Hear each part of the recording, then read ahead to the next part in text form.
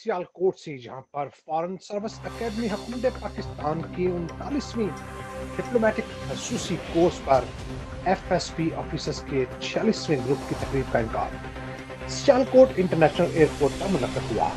ये मजीद तफसीलात जानते हैं डॉक्टर अली इमरान की इस रिपोर्ट में। तकरीब से खिताब करते हुए chief executive officer Sialkot international airport major general retired Mohammad Abad Nazir ने कहा है कि सियालकोट की बिजनेस कम्युनिटी का सियालकोट इंटरनेशनल एयरपोर्ट और सियालकोट ड्राईपोर्ट जैसे मनसूबे कायम करके वतन अजीज की मस्बत तस्वर को उजागर किया गया है। फॉरेन सर्विस अकेडमी हुकूमत पाकिस्तान की शुरा से खिताब करते हुए उन्होंने कहा कि सियालकोट एयरपोर्ट अपनी मदद आपके तहत जरूर बना है, लेकिन इसमें हुकूमत पाकिस्तान की इजाज़त और मंजूरी शामिल न होती तो ये मनसूबा शुरू करना नामुमकिन होता। जबकि इस सिलसिले में साबिक सदर जनरल परवेज मुशर्रफ और major general retired Mir Haider Ali Khan की आला हिकमत अमली भी हिम्मत की हामिल है। Major general retired Mohammad Abad Nazir ने कहा कि सियाल की कामयाबी में एयरपोर्ट डायरेक्टरान के अलावा कारपोरेट का शोबा फौरी फैसला करके एयरपोर्ट को तेजी से आगे बढ़ाता है, जबकि इसमें किसी भी किस्म की ब्यूरोक्रेसी शामिल नहीं होती। उन्होंने कहा कि अगर खुलूस से नीयत से काम किया जाए तो दुनिया में कोई भी काम मुश्किल नहीं होता और सियालकोट की बिजनेस कम्युनिटी ने बैनुल अक़वामी एयरपोर्ट इस असूल पर अमल करते हुए बनाया और कामयाबी हासिल की है। इस मौका पर वफद के सरबराह को सियाल की यादगारी शील्ड भी पेश की गई, जबकि chief executive officer Sialkot international airport major general retired Mohammad Abad Nazir को भी फॉरेन सर्विस अकेडमी की तरफ से अदारे का निशान पेश किया गया।